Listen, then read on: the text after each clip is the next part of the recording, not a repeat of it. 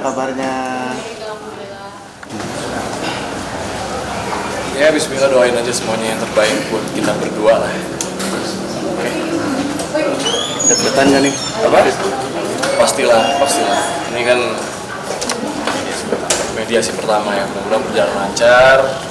Ya minta doanya aja. Yakin? Adit. Terima kasih Yang Mulia.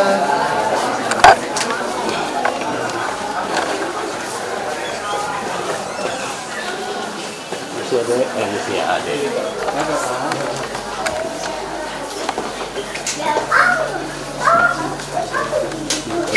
Di ambil fotonya. Oh, dikit bang. Dikit dulu bang, dikit bang. Lama-lama Mas ya? Iya. Lama-lama. Ntar dulu Bang Adit duduk dulu bang. Sudah? Ntar dulu Bang Adit dulu. Ya, tutupan aja. Ibu Yasmin. Udah Mas, yang udah Mas. Bang Adit, kamera Bang Adit. Oke bang. Hari ini kami memenuhi panggilan Pengadilan Agama Cibinong dalam agenda mediasi ya. Karena kita udah nggak bisa bersatu aja. Jadi apa?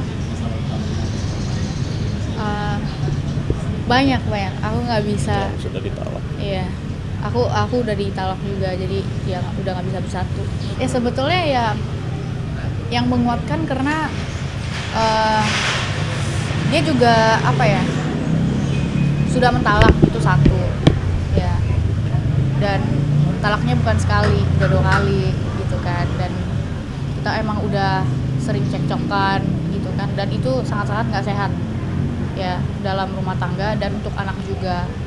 Jadi daripada kita cekcokan kayak gitu sampai anak kita lihat kita berantem terus, itu mending ya udah kita pisah. Ditalaknya 2 kali. Dan sudah pisah rumah juga ya, di kediaman bersama sudah pisah rumah juga. Ya kita ingin ya nanti itu ada di, kita udah sertakan di gugatan ya, itu karena menyangkut materi gugatan seperti itu. Yang perlu ditambahkan di sini juga hubungan dari gugat dan tergugat juga tidak buruk juga, tetap saling komunikasi untuk anak, tidak ada ya kekesalan atau marah-marah bagaimana, tidak ada. Ya pasti ada lah perasaan kayak gitu, tapi ya ini sudah jalannya, kita udah nggak bisa lanjut lagi. Tidak menjelek-jelekan. Ya, dan aku juga nggak menjelek-jelekan. Ya gimana hak asuh anak aja, hak asuh anak. Hak asuh anak aja, nafkah per bulannya udah nafkah kayak semua.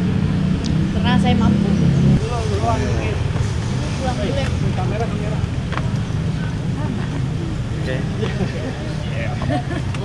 Sangat berat bagi saya, bagi kami berdua. Tidak ada satupun yang mau bercerai lah. Siapapun nggak mau bercerai karena perceraian itu tindakan yang tidak baik.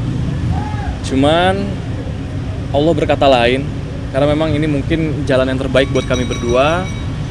Dan yang paling penting kita selalu sayang sama anak kita, selalu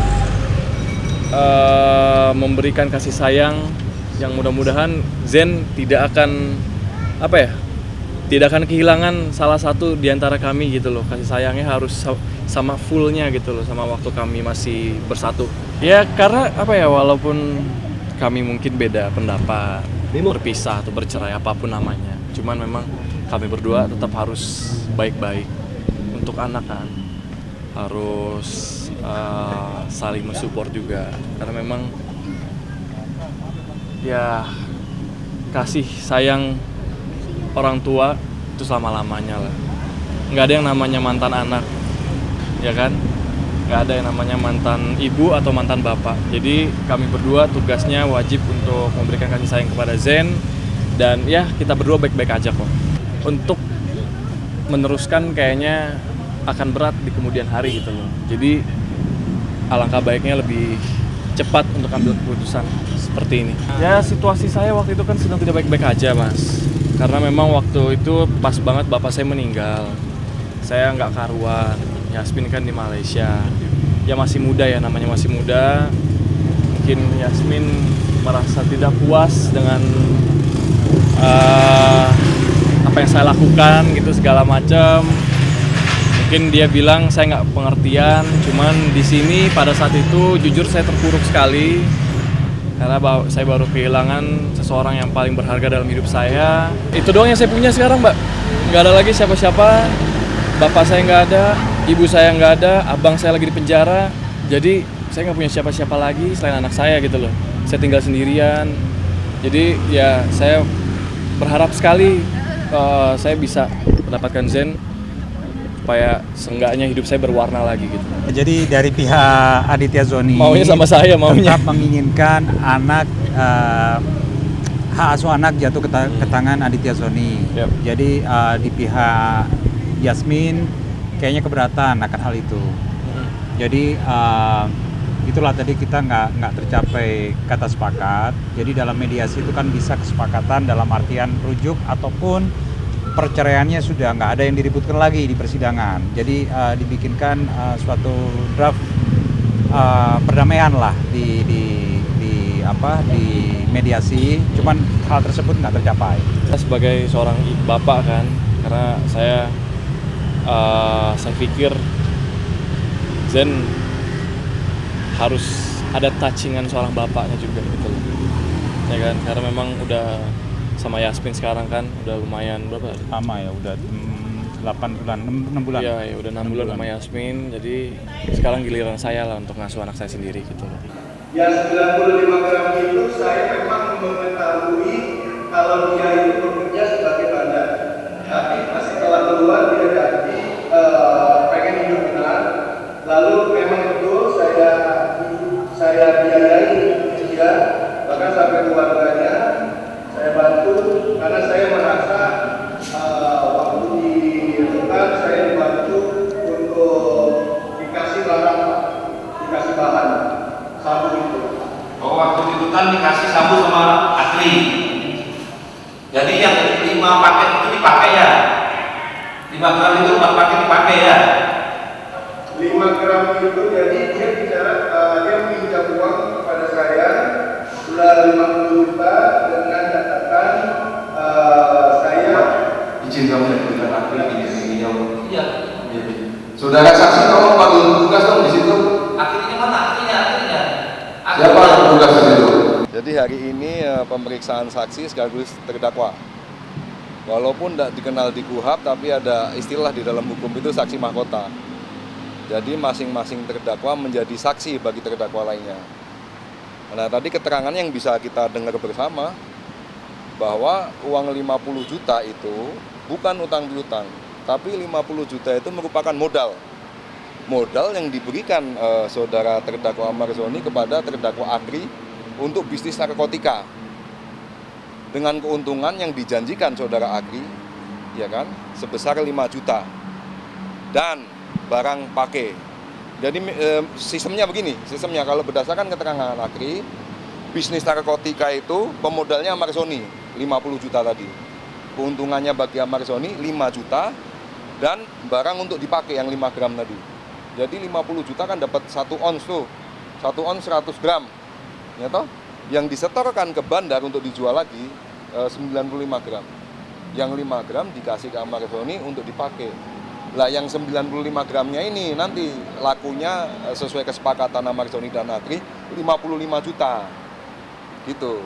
Jadi keuntungan 5 juta dan barang pakai 5 gram. Agri ini kan saksi material. Saksi yang mengalami, melihat. Ya kan? Saksi yang di lokasi, saksi yang mengetahui Agri.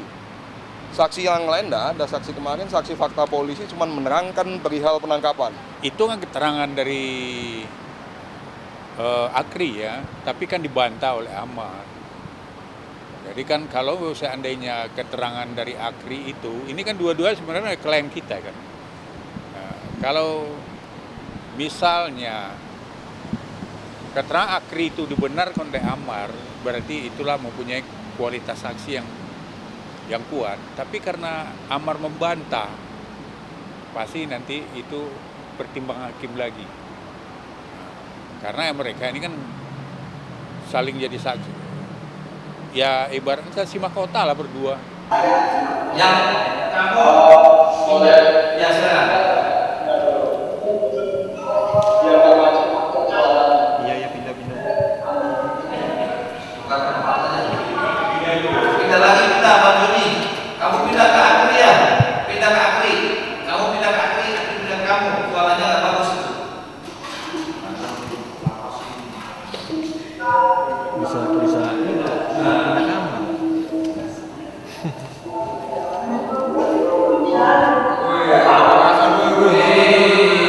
Orang muncul nggak boleh, gimana sih?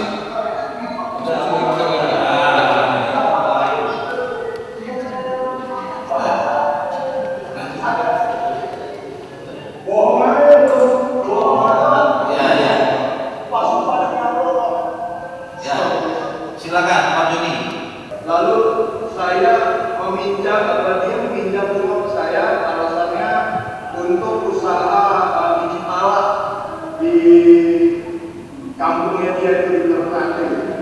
Usaha ya di Ternate ya. Apalagi? Dan dia memang dari saya kenal sama dia sebagai Siapa mana? Si akhirnya mana akhirnya? Itu orangnya sudah. Akhirnya pindah lagi mana akhirnya? Pak Jaksa. Akhirnya dia dekat-dekat. Masih sebelahnya. Akhirnya.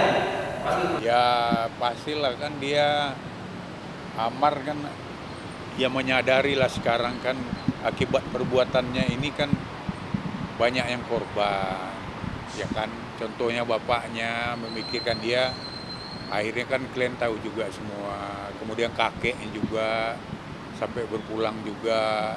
Kemudian anak-anaknya yang sangat membutuhkan ya Amarnya untuk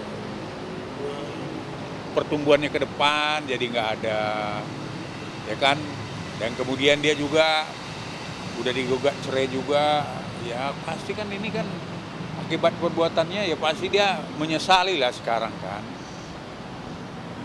Ya itulah kalau menurut saya kesedihannya di situ.